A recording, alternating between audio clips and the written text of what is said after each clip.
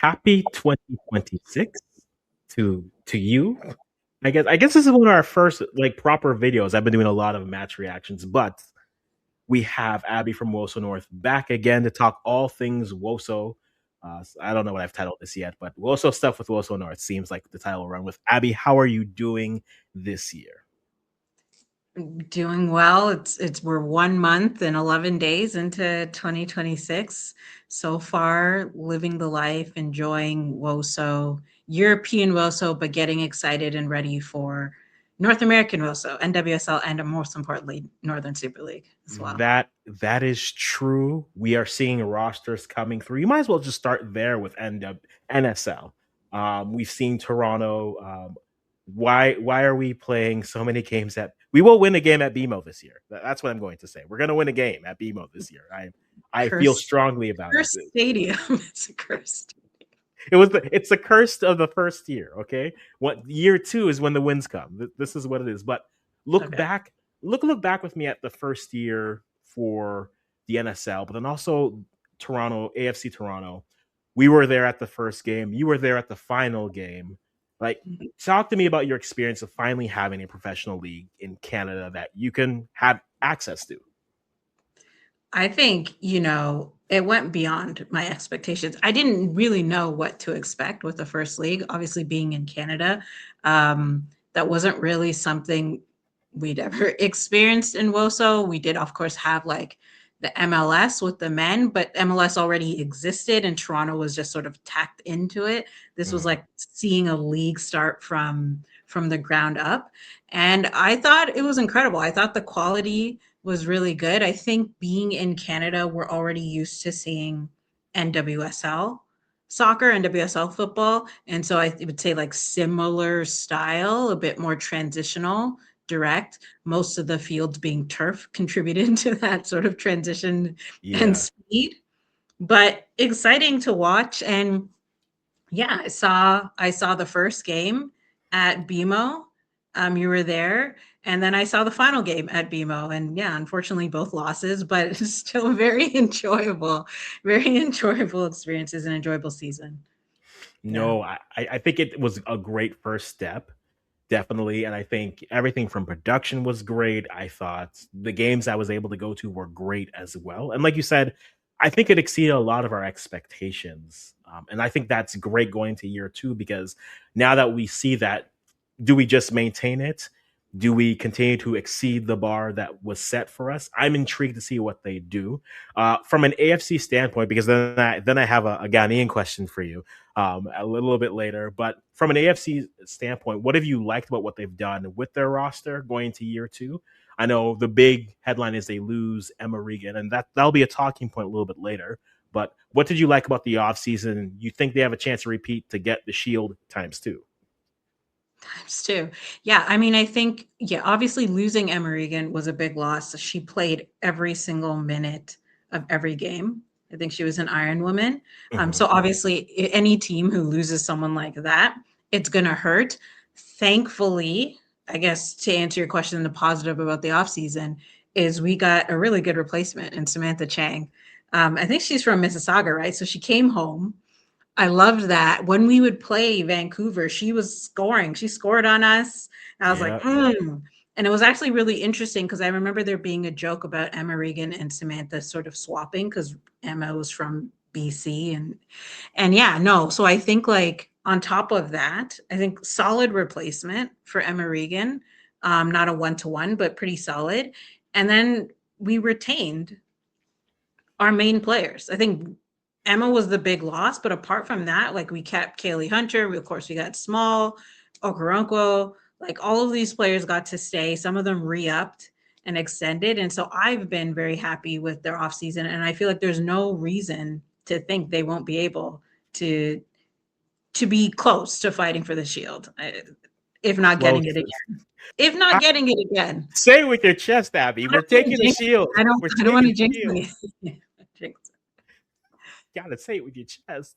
No, but I think I liked. I was intrigued to see what would happen, especially with Esther. Esther coming back, I think, was a big shout. I don't know how. I think Kaylee's there for probably another year before the looks start looking interesting. especially for how if she has a repeat of the year that she just had, it's hard to see a team down south making the call, let alone a team across the pond saying, "What? Mhm. This much?" I mean, in Europe, everybody wants the next Olivia Smith at this point. So like, hey, we can give you one.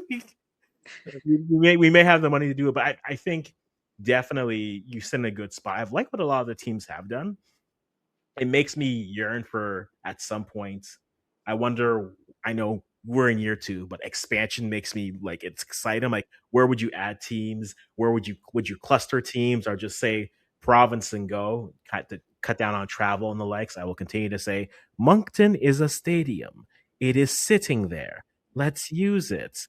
Right. And for Toronto, it's also like, okay, you're still at York Lions Stadium, but does Lamport get does that project ever get off the ground where it gets renovated and it's looking good in that sense? And I think one of the funner things also this year is there's 3 games happening while the World Cup is happening here during that time frame. So it's the perfect opportunity of, and let's be real, this is what it'll be. Hey guys, you can either go mortgage versus FIFA, or you could go like, a third of that, take the kids, see some Canadians play, enjoy the city. I think. Do you think the NSL has a good opportunity to really build out that, especially with the World Cup happening this year? Just say, hey, we got some local footy here that's happening. You could enjoy that as well. I mean, I hope so. I hope they're somehow trying to take advantage of all of those extra bodies that are gonna be in the city, and you're right, like, comparatively, ticket price-wise, like, you can bring your whole family to watch and, like, to watch multiple, like, all 3 of these games that are happening during this World Cup. I don't know the exact, like, dates and how Yeah, that aligns, um, but I mean, obviously, it's different sort of like governing bodies, FIFA and then like Canada Soccer, and so there probably yeah, isn't like an actual direct sort of like partnership that they did. But I hope they find a way, like posters around the city, maybe like match day posters, like anything to try and promote the games, especially the ones, again, I don't know the schedule, but if there's any AFC Toronto games that are happening at BMO, probably not actually. That wouldn't probably make yeah. any sense during the World Cup. Um, but either way, yeah, I would hope that. What are you thinking? Do you think that they'll be able to swing that? I think you can swing it because what I always say, when in Rome, do what the Romans do. So why not try to take it? And Mhm. I think if they're clever with how they try to get that, I think they could reach people. I know FIFA will have, FIFA is whatever FIFA is at this point, and so they have their rules and regulations. But I think the word of mouth, hey, I want to do something. Hey, why not go check out this game, women's footy that's happening? I'm sure the CPL is trying to think of the same thing, but I think price point wise, and also just not to say that the product is better, but I think the environment might be easier for if you're in town, say, yeah, we can watch a game, cool, but also, hey, we can just come over here, enjoy this before X, Y, and Z happens. I think I think the NSL has the bodies in place to be clever about it and get the people there. So I feel confident that they can do that, and that'll help kind of build more of that global brand that the NSL has been able to do after year one, right? Because when we look at after year one of the conversations we had before the year started was, I wonder what it's looked at internationally. I think the biggest name, Esther Karanko, didn't get enough. She didn't get her due. She should have at least been nominated for African Woman Player of the Year, but she wasn't. It's amazing, but I shall keep my thoughts about that to myself for reasons. But we always wondered. I wonder what it'll look like for international players, and I mean, I was thrilled to find out that good old Evelyn Badu is going to Montreal. I am thrilled with that. I'm a little bit perturbed because that means if I go to the Toronto versus Montreal game, I'll be like, "Yay, Evelyn!" But Montreal, and then I look at AFC Toronto. I was like, could they not switch? Could they not switch just for a year? So it's for my rooting interest. But Evelyn Badu coming, I think that's big, and I wish, and it's something I'll continue to say. I think where the NSL could do well is say, hey, whether we look at ourselves as trying to be the best league possible, or if we look at ourselves saying we could be a gateway for you to do something. The pay structure is attractive. The weather, yes, we know we're in Canada. It snows. It's cold. Our final was played in sleet. It was great. But I think there's enough there to draw some more international names to the point where, because what we have two Colombians out in Vancouver now, we have Evelyn Badu in Montreal. I think there could be. I think the league could be a nice. The way I think of it is, it could be a nice. I know it doesn't necessarily want to be a feeder league, but it could look at it that way to say, hey, let's play one good year or a couple years, and then use that. Teams can either sell you, they make a profit off of you, you go from there. When you think of the international profile that the league has, with some more international names coming in, that can only help the league, right? Yeah, absolutely. I think that I understand like the point of the league is Diana Matheson has high ambitions of Yeah. wanting this to be the NSL to eventually rival with the other top leagues around the world. And that's why the Mhm. pay started off so competitively so that we can attract some top talent Mhm. who would play in another league and not make as much money. And so I understand that, but you also have to be a little bit realistic. It is a new league and there's an unknown factor. I think the first year was a really great success, but I still think that there are going to be some sort of maybe top players who aren't necessarily quite ready to look at the NSL. But if we can attract some of these more international stars to Mhm. come here, and I think like when you see the sale that AFC Toronto made, like, yes, it sucked as an AFC Toronto fan to see Emma Regan go. But if you're someone, think about Emma Regan's like, I think she was playing maybe I'm wrong, but is it Koga? Koga, the Danish team, is where she came from. I I'm can't gonna remember. I'm gonna look it up right now. Yeah, I can't. Um, but she was definitely playing in Europe, right? She Yes. was playing in Europe, wasn't really getting a look at the Canadian national team. And this was someone who used the new league, come home, kind of a little bit of a boost, revitalize her career, and then she moves on to the NWSL and the Denver Summit FC. Mhm. And so this is to me her story is something that can inspire other people, don't not necessarily Canadians, but other people who maybe have higher ambitions of playing in higher leagues and maybe they're in Europe, maybe they're somewhere else. They can now see, hey, if I come to the NSL, maybe there's a possibility that I can get a look from an NWSL team. So I personally think that's good for the. Mhm. I cannot see that as a bad thing for the NSL because it's going to continue to bring more talent to want to come play here. No, definitely, but especially when you look at how the NWSL wants to keep on expanding, wants to keep on adding teams, right? If you become the simple market inefficiency for them, where they say, "Hey, instead of saying we got to go and bring someone else, let's go up north and just grab a couple people from there," it'll be interesting to see as that expansion grows, and plus when the NSL's expansion starts to kick in, how that relationship will look. Because right now, I mean, if you're AFC Toronto, you brought in Emma Regan and you sold her, and now it's like, I what was it? It's like half or at least somewhere around that of what your Yeah, initial buy-in fee. So I'm like, for that, just the like that. second you, the second you see that, I'm like, look, Kaylee, we live. No, that's what Joking, I like, was thinking. I Kaylee, was we like, love you. Esther, we love Chelsea, you, but let's make this Chelsea, money. please look at Kaylee Hunter right now because, yeah, But yeah, no. and I think that's where it'll be interesting to see how the league and how teams want to approach it. I'm sure there will be some teams that'll say we can just like. I wonder if AFC thinks they can be successful because you can get a lot of players playing home, that you can be that transitional type of a house, or if they just say no, we're just going to be the best team, and you'll have to come with a proper offer to get our player, and then go from there. But as the NWSL expansion continues, and then once I think it'll be interesting once the Northern Super League starts getting to those expansion talks, because now there's more opportunities, and yes, we get to bring more players home, which is what we want to do. But in bringing more players home, that's more showcases, that's more players that we can sell, that's more opportunities. It'll be very fascinating to see kind of what that looks like when we reach that point. But for now, hey, make your money, Queen. Like I ain't mad at you. Like, go, Yeah. And I think I think that is just the reality that mm, the way the teams are gonna have to make a lot of their revenue is from player sales. Like, yes, from like ticket sales and match day, mm, sort of like merchandise and all of these type of things, but also player sales. Like that is the reality, not just for the NSL, but for like teams around the world. But mm, I think especially for a new league.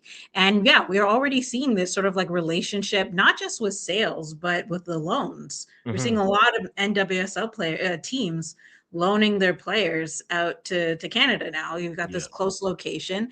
And I think was is it Vancouver? I think it's a Harris is her name. They already confirmed she's staying with Vancouver for her second year.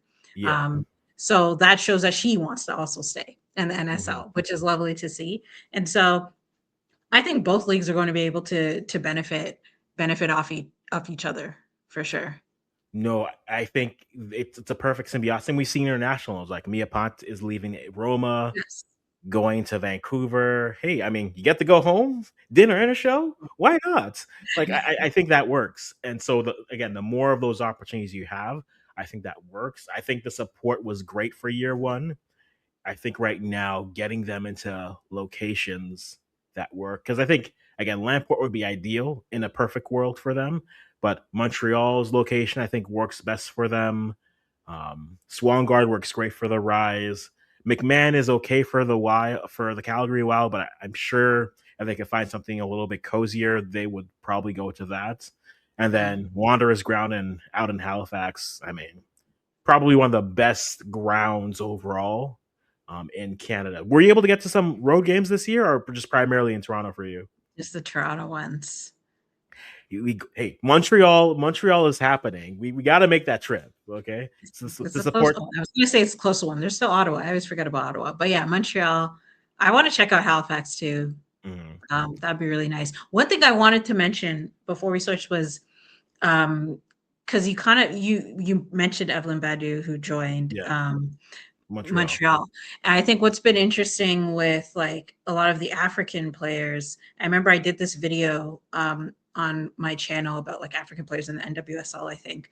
Yeah, But I talked about how for a lot of these players, they kind of need like a stepping stone before they can get to the NWSL or to England or wherever these top leagues. And so a lot of them are in like these Scandinavian countries. A lot of them are in like yeah. Denmark, Norway, a lot of them in Israel, Kazakhstan. Like there's these some places. And then now we've seen the Saudi League. Um, and I think it'll be interesting to see if the NSL becomes one of these stepping stone leagues Mm, now that because Badu, I mean, she came from France to be fair. But I wonder if there are going to be teams for the NSL that are going to directly start to look at players already in Africa. And so instead of them having to go to Kazakhstan or Israel, maybe they could come to the NSL and then get recognized from the NSL and go somewhere else. I think that would also be really interesting. I think it will be again. I think that should be a thing. I think every one of those teams should just go should tune in for the Afcon qualifiers this year and just be like, hey, um, just shopping list for June, shopping list, and then what just go after them because I think that is the fair point. There isn't as much of that stepping stone league, and again, for right now for the NSL, maybe that's what we have to be before we become a dominant league, but we can be the gateway for you to go where if you want to go to the States, cool. If you want to go to Europe, cool. And I think that's where what happens to Esther will be very intriguing. I think Well, I as was going to say, where was she playing before Toronto? I don't before know. Toronto, well, let me pull her up here. Esther was playing she was playing in the Chinese league. Okay. Yes, because she went Saint Etienne for 2 years, and then she was playing in uh one of the Spanish league teams, and then she went to China, and then she came to AFC Toronto. So I think that like she started off at a decent level. Don't get me wrong, at Saint Etienne, but like you said, that step up, that transition, that league where they can play, dominate there. Esther's fascinating. I mean, not to say that everything revolves around AFC, but like this year, everything does kind of in terms of what the player pathway is for the young Canadian player. It's like someone's going to try to sell them and say, "Hey, we can use the Kaylee Hunter route, where it's like you go here, you dominate for 2 years, and then you're off to Chelsea or whatever Michelle Kang is owning right now. Who knows? Great. And then for the international player or for the international African, you say, look at Esther Okoronkwo. She comes here, she's dominant. She's here for 2 years. I know she says she wants to stay. But then what happens if like a mid-table Darkina team calls? What happens if a mid-table WSL team calls? Right? What happens if an expansion NWSL team calls? I think those two players are going to be fasting for the pathways that if the NSL is effective with it, they can offer those pathways to a lot of players. Plus, we see with the South Americans coming. Plus, we've seen with the players coming from New Zealand and Australia. There's so many things that are fascinating to kind of keep an eye on for year two. Which I mean, I'm sure we had a simple year just watching football. Champions League was today. I didn't set my team, so I hope we did well. I hope my team did well, but we'll see. Ultimately, so yes, the NWSL and NSL, that relationship being symbiotic will be interesting and creative. If we go to the NWSL, right? I know one of the bigger stories this year, end of year to beginning of this year, was what is Trinity Rodman going to do? And I wondered how it would affect. Ultimately, she stays. They sign a large.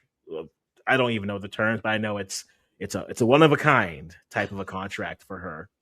But for you, when you watch that kind of break, how those were breaking and how it was going one way or the other, were you thinking of it more so from the North American standpoint, or maybe from like the worldwide standpoint, whereas where do you want all your best players to be? Does it matter one way or the other? How did you see? What was your perspective on Trinity Rodman and how everything broke into place? Yeah, I mean, to be honest, it kind of felt pretty early on that she wanted to stay. And Mm-hmm. so that did sort of guide how I interpreted the whole process and how I watched everything unfold. Because I kind of just felt like it was inevitable that she Mm-hmm. was going to return. It was more just so, what is the league going to do to allow Yeah. that to happen? Because it was very clear that the amount of money Michelle King wanted to pay her, the amount of money that Trinity Rodman wanted to get paid, wasn't possible with the Yeah. NWSL's current sort of like Structure. Yeah. rules. And yeah, current structure, salary cap, all of these things.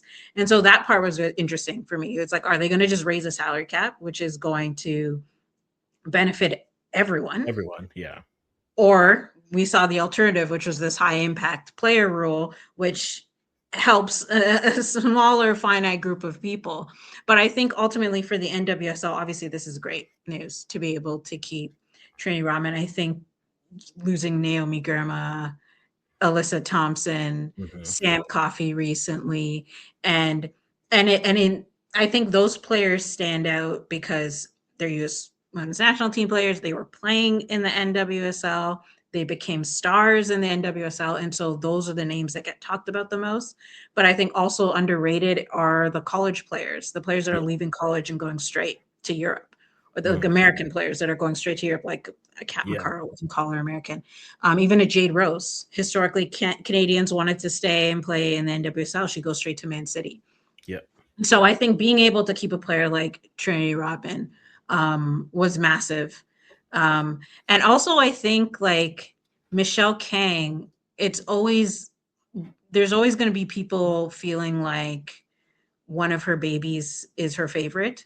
I know she's Yeah. probably going to see it like, no, London City, Leon, Washington Spirit, they're all her three children. But I think some people were concerned after Jonathan Heraldes was swooped up.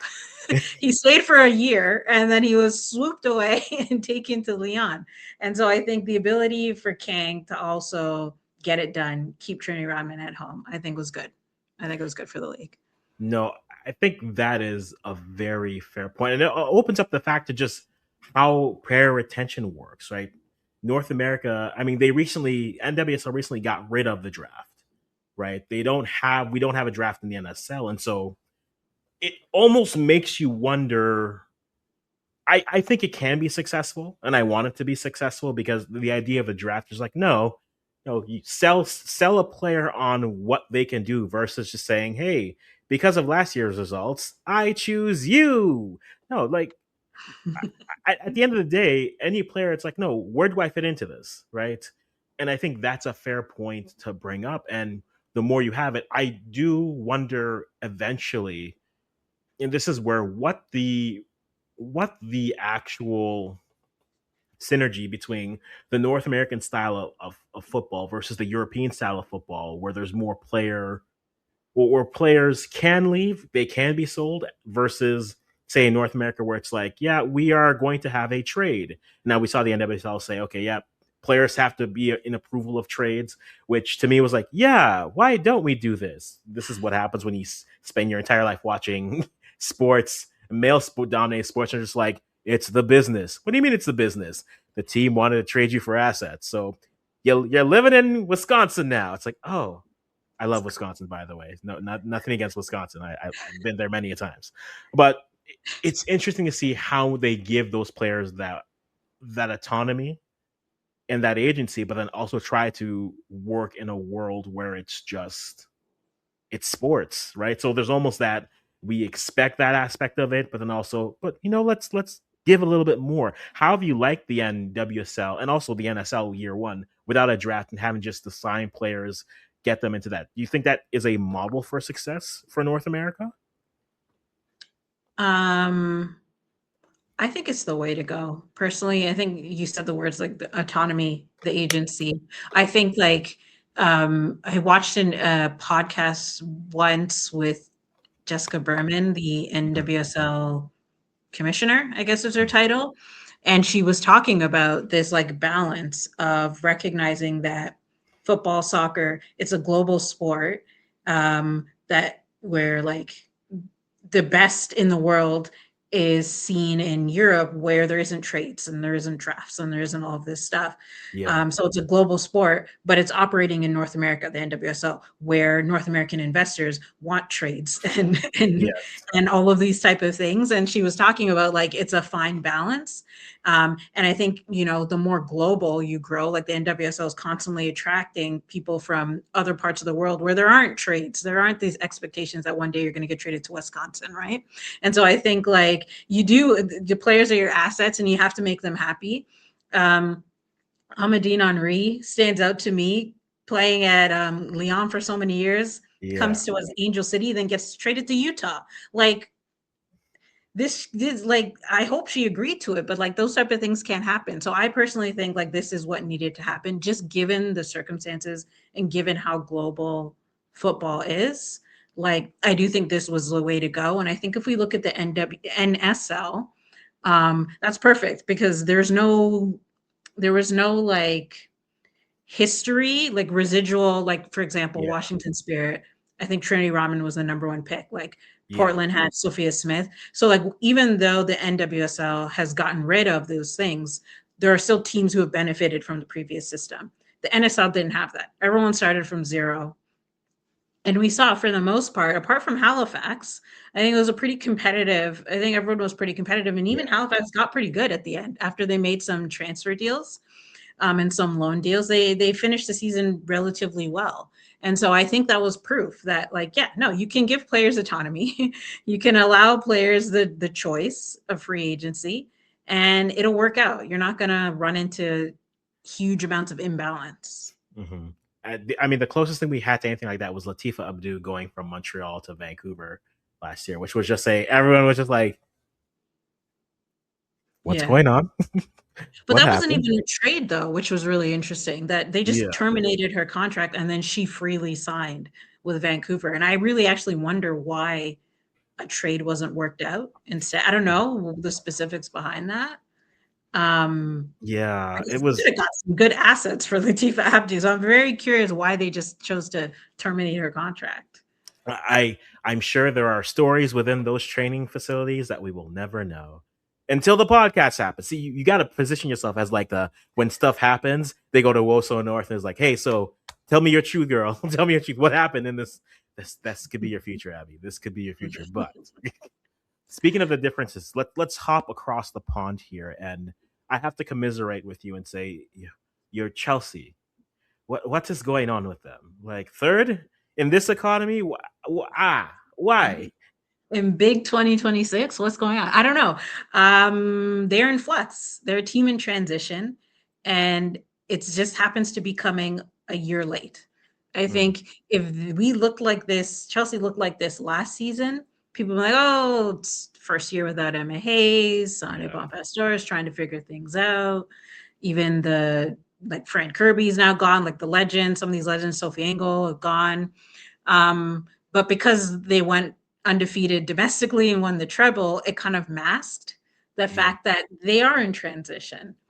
And yeah, I think it's just caught up to them. And I think other teams have slowly been recruiting well and building, Manchester City specifically. And now all of the pieces have fallen into place. They're healthy, and that's why we see them at the top. And yeah, Chelsea, unfortunately, 9 points behind.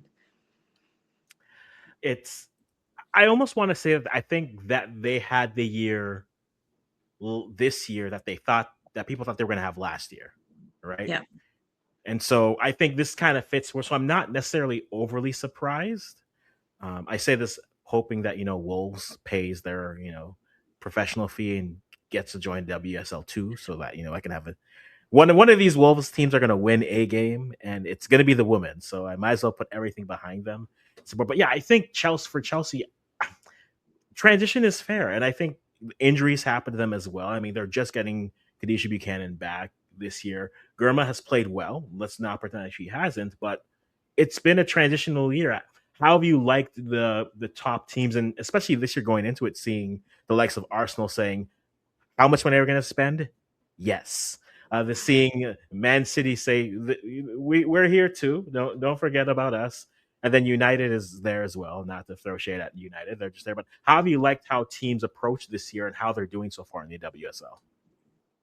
Um, Really good. I mean, I think that this is what well, I think this is what people have wanted because I mean, Mhm. last year we didn't hear the end of it because basically the position that Manchester City is in right now was Chelsea last year. They were Yeah, like 12 points up, double digit points up, and people were talking about the competitiveness, questioning it, even talking about maybe like some rules need to be put in place to prevent Chelsea from signing Gurma and Kira mhm. Walsh. And so I think like this year is proof that if you care, like if management cares to have a good team, Mhm. you can have a good team. Like, let's be real, all of these, I think, apart from London City Lionesses, who also have Michelle Kang, but apart from London City Yeah, Lionesses, all of the other teams are affiliated with a men's club. And we know how much money they bring in. yep, So I think like what we're seeing is good. It shouldn't just be Chelsea that's been investing. And so, yeah, I mean, of course it sucks that they're lower down in the table, but I think for excitement, I think the fact that Tottenham, Spurs, I think they've been really impressive. The fact that they're in fourth, I thought they played well against Chelsea the other week, and mhm. they haven't spent the 1 million that Arsenal spent on Olivia Smith or the 1 million that Chelsea, but they still made really good moves to be competitive. And so, yeah, no, I think like of all of the top, I'd say apart from like the Frauen Bundesliga in Germany, I feel Mhm. like the WSL in Europe Yeah. is pretty good competitive wise.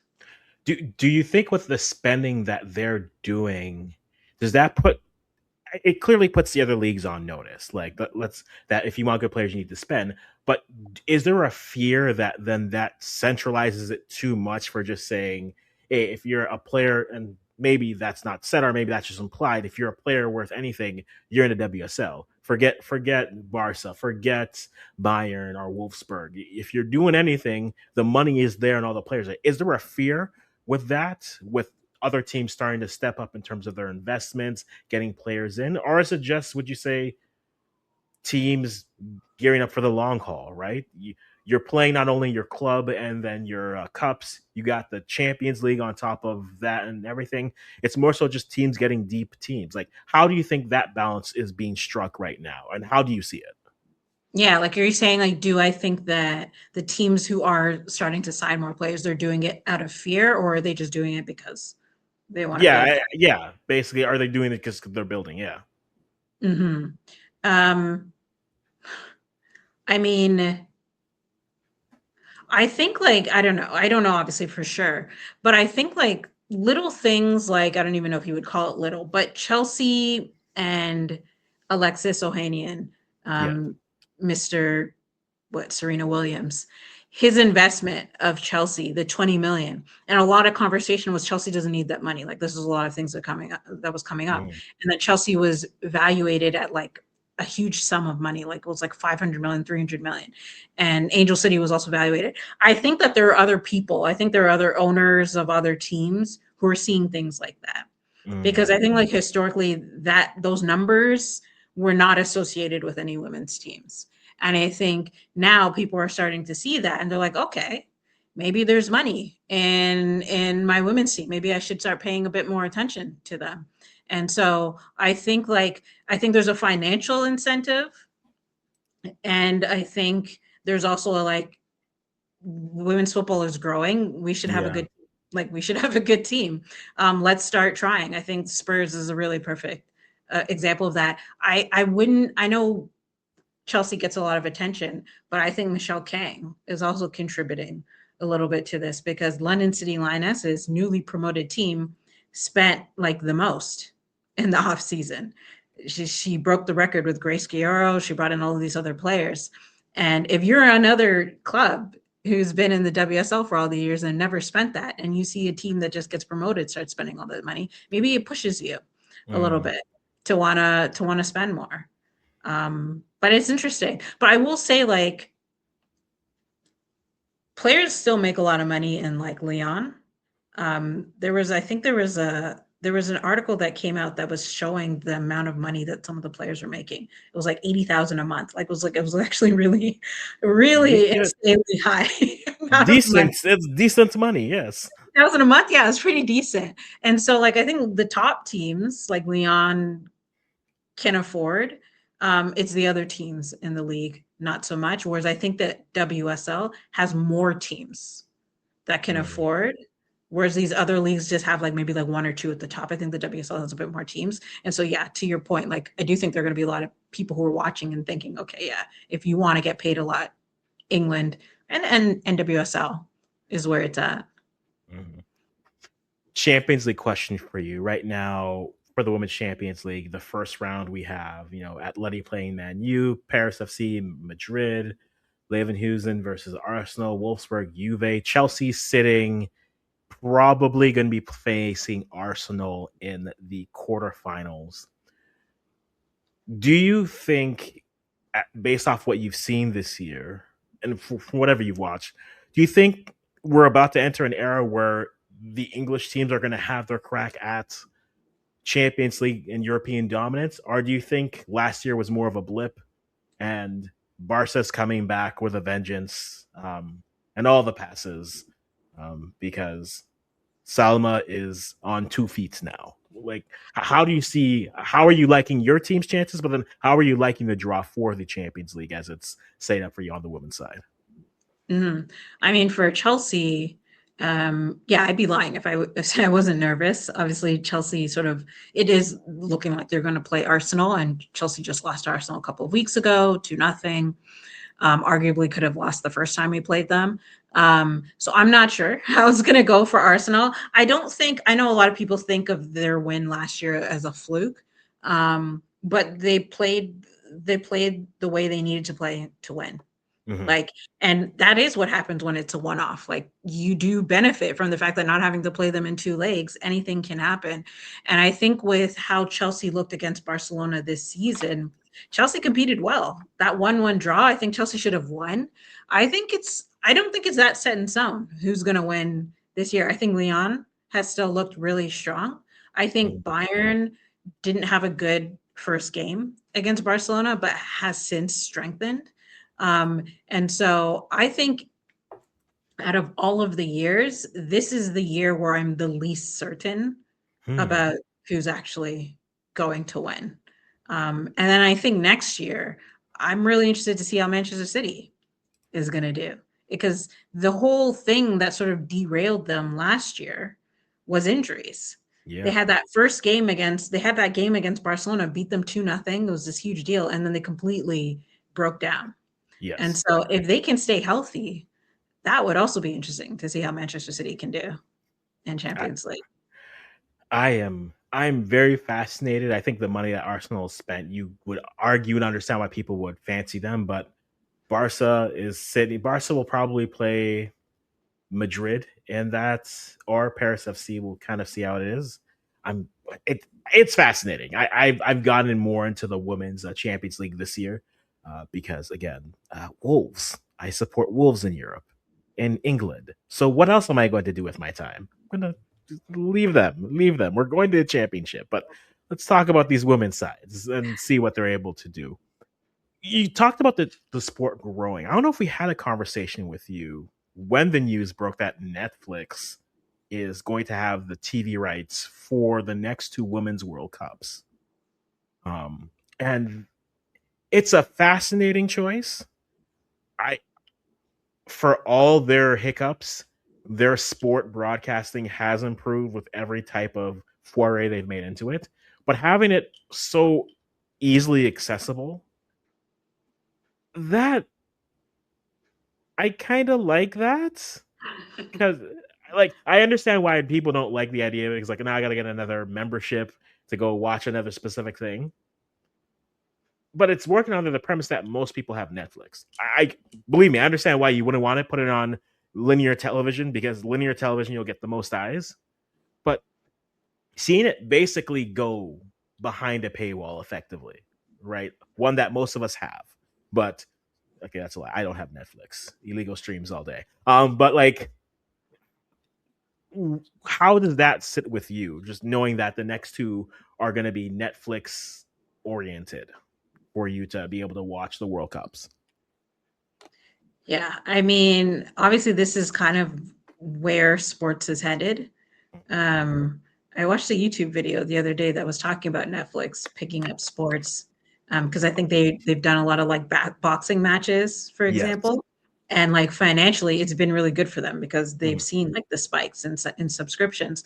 And what happens a lot of time, people don't cancel their subscription. So Oh, like of course. I see it from Netflix point of view. I see that benefit. I think like of all of the platforms, I do agree that a lot of people are already signed up to Netflix. So I think like it's less of a disruption. It's still a bit of a disruption. But I think like if they, for example, were putting it on Disney Plus, like I didn't have Disney Plus, like Champions Yeah. League in Europe was on Disney Plus. I didn't have that. I saw a lot of people needed to buy it. I think Netflix is at least the most sort of mainstream in terms of like being in Mhm. people in households. Um, but um, I I see the complaints, the Mhm. whole paywall thing, but I think like women's football needs to make money, and Yeah. I think like it's a sensitive conversation because a lot of fans are really young. Maybe they don't have like the money and all of these things, and so people really want to keep things accessible, which I completely understand. But when you've got all of these players making million dollar transfers and all this type of money, like the Yeah. money has to come from somewhere and it can't just be from ticket sales. And I think that we've seen some countries not really pick up the rights or it's Yeah. like last minute. And if Netflix can be a really convenient way where people don't have to worry about which channel to find the game Mhm. and sign up for a month. Maybe you sign up for the tournament's usually like 1 month, 2 months. Like sign up Yeah. for that and then just cancel it. Like I get the idea, the hesitation behind a paywall, but I Yeah. think like I don't necessarily see it as the worst thing in the world. Yeah, like I think that's where I'm with it too. I think it's not the worst idea because it's on the most accessible one, right? It's the most neutral one that is there. And if they do well here, I'm sure then they're going to be like, "Hey, could we take stuff that the zone isn't doing anymore? Could we do stuff that the zone has and be like, "Hey, Netflix, the home of I'm sure I pick a women's league. I'm sure they'll make a play for it. Like the Netflix will be like, we'll be the home for the Darkina. Yeah, that's right. Yeah, Mhm. we're the home for French football here on Netflix. Oui. But again, it's the most accessible one, and so I think that's where I'm a little bit more at ease with it because it's something that everyone has to keep on for the ninth time. It's the most accessible one, so I think I'm fine with it there. before we wrap up, it is a World Cup qualifying year, right? So AFCON's having their qualifiers for the women in less than a month. Uh, that's true. That's happening. For CONCACAF, that happens in November for us. We've gone this long. We haven't actually talked about the Canadian women's national team because we're in Canada and there is maple in our bloodstreams. We have to admit it. Someone told me maple with jollof could be nice. I looked at them and I didn't know what to say, but okay. It's also a great name for a channel. We might do it someday. But I don't think Canada won't qualify for the World Cup. I'm just at a point where I think when I look at the team, I'd say either find the coach Casey Stoney needs to find players that fit her system, or the federation has to find a coach that fits these players. So like something to me has kind of has to give, even though last year wasn't the most ideal year for anything. But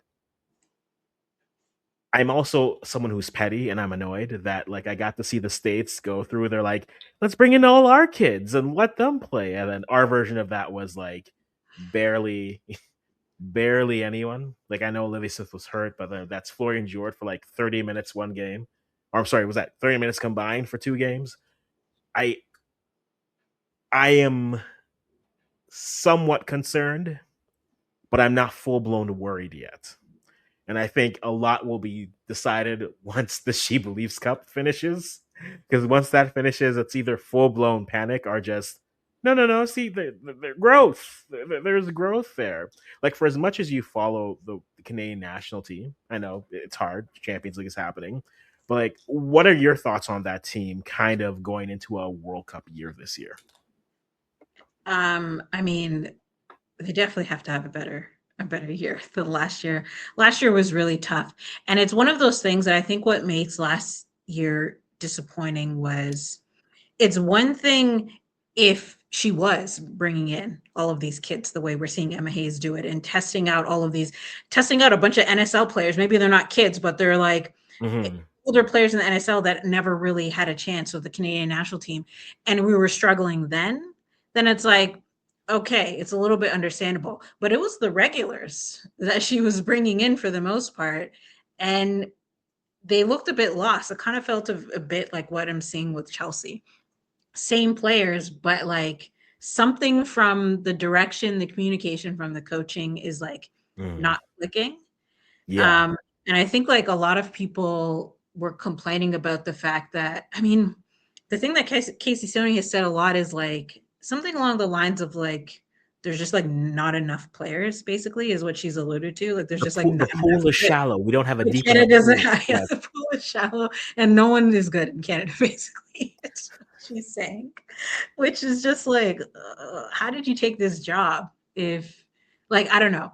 I think that I think it's just so unfortunate because last year was the time to do it. It was 2 years ahead. Now we're Mhm. getting so close to the World Cup that you can't experiment now. So I think that's the part that's really frustrating. Mhm. Is like, who cares how good you think they are? Just bring them in. If they're doing well domestically, just bring them in and see.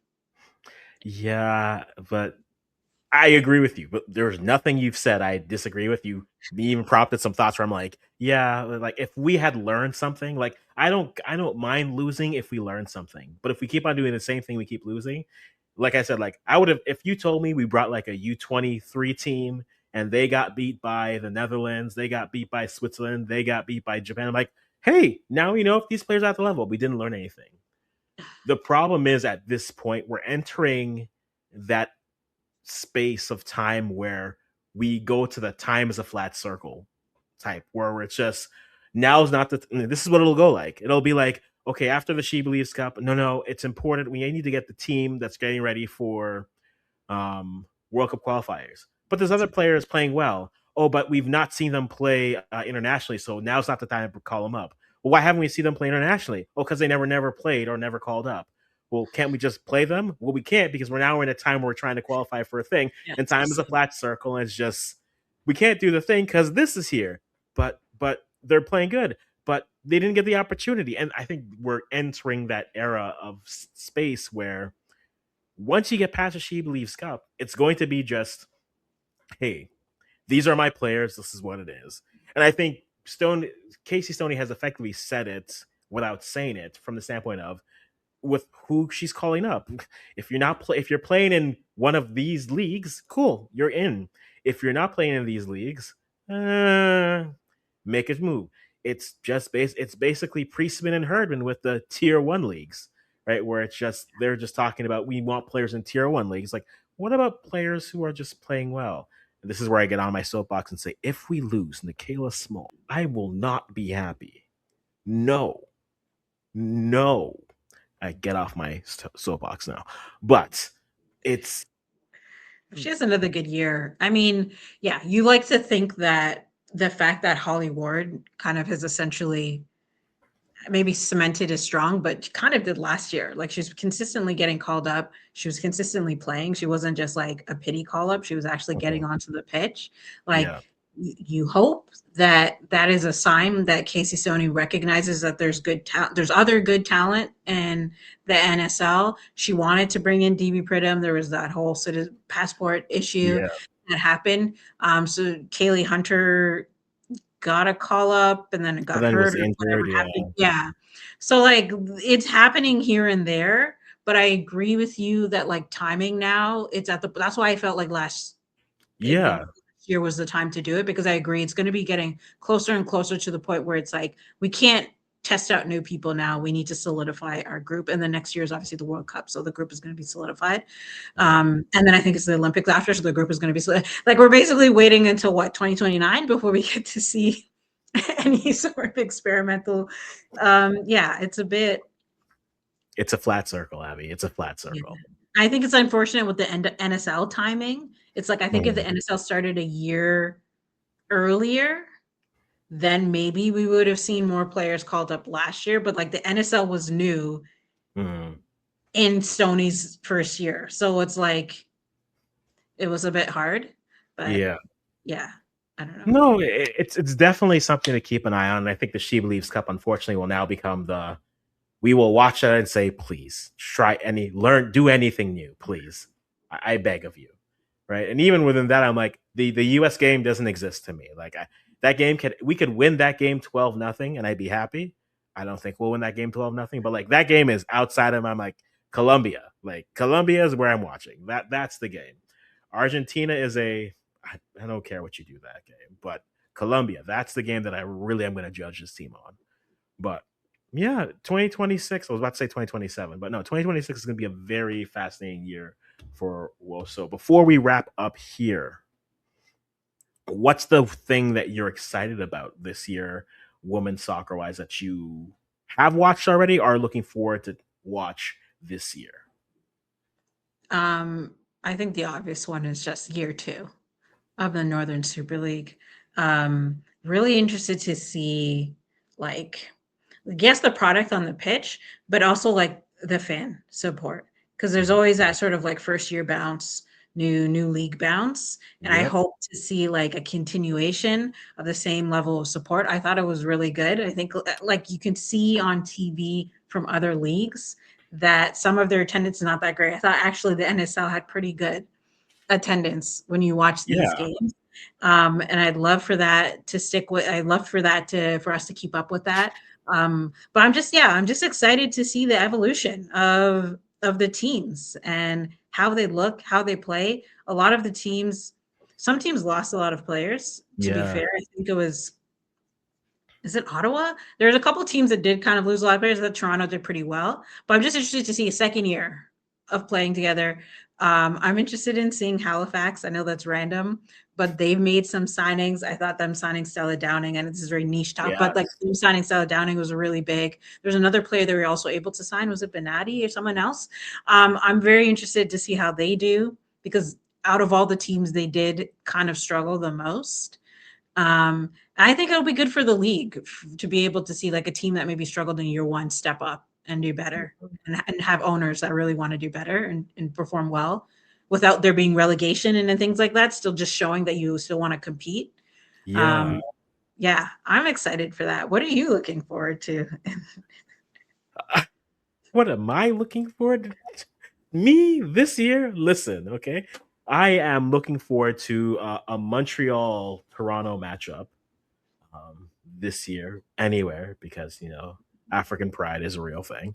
I outside of the women's stuff, like I'm the She Believes Cup I'll be watching because it's very fascinating to me. On a national team level, U20 World Cup is this year. So there's a low key thing where I'm like, will the AFC let Kaylee Hunter go to that? Will they let her go there? I mean, Because that's the one thing that some people learned that last year. It's like, no, the development centers don't run things anymore. The people who pay you run things. And so when AFC Toronto was like, yeah, no for the U17s. I mean, And we were in the so middle of the playoffs, wasn't it? Something like that, or yeah, you would have, it was right at the end of the season, beginning of the yeah, playoffs. So it'll be interesting to see how teams now look at that. Like it's another World Cup. Will the player want to go? Will the team say no? I mean, she's playing professionally, but maybe she needs to. Maybe the league looks at that and says maybe it's a good idea for her to go. So it's another like, hey, we got plenty more over here, right? We got fresh ones coming in. So it'd be a good promo for the league to get some more eyes there. But their relationship with CONCACAF tournaments and FIFA tournaments, I think, will be fascinating for me. See what they want to do, and then overall, just man, just give me some good. I'll watch anything, man. Give me some good footy, and I'm there for it, right? So whether it's like a Thursday night stream where I'm just there on YouTube like a sicko, like it's 2 a.m. but we're watching this, like just give me good footy and I'm there for it. But those ones I'm fascinating, and on the European standpoint, just really the Champions League. Right? Do Barca or Leon decide to say no English? That's cool, but that's a second language right now. With this has been our trophy for long enough, and you had a nice little time with it. But no, we're taking it back. So I think that to me is going to be fascinating how it goes. Because if Arsenal wins, they're justified in all their spending. If Lyon win, they're justified in how they invested in players and they're coming through. If Barca wins, you just say, well, because it's Barca and Barca does Barca things, and they don't get the credit even though they've done stuff. But I think it does help if Arsenal does, because then that might push more WSL teams to say maybe we need to push a little bit more, find a few more players, move it from there. So that's for me what I'm looking forward to on the Woso calendar this year. And all the World Cup qualifying that's happening, right? Africa, we got CONCACAF. I'm very much intrigued to see how that breaks down and what that looks like. Where do people find you if they're looking for all things you and all the things that you do? yeah. I mean, so I still got my Woso North channel, where I talk about a bunch of different women's soccer related content. Mhm. Admittedly, not posted on there for a while because I created a sub channel called CFCW North. So Okay. if you are watching this and you're a Chelsea women's fan, check me out there. I post pretty much weekly because I try and keep up with all of the matches and they play pretty much every week. So I'm much more active there. So if you are a Chelsea women's fan, definitely check me out on that channel, Mhm. CFCW North. Oh no, we found you. We Oh, found you, and she's putting up numbers. I think I would recommend anyone to go to that channel. She's a very refined style. She's very well read and everything. And I think the analysis is always top notch. That's what one of the things I liked about you when I first found your channel. And I think that goes to show very well. Just hey, hard work keeps it. You're putting up numbers. Keep on putting up those numbers. thank you. Uh no problem, no problem. But that's where you can find Abby, guys. And for myself, you know where to find me because you're here. So Africans here, you on podcast Africans there as well. If it gets rebranded, I'll let you know. But until then, we'll just keep it as it is. And as always, guys, thanks for being here and bye bye.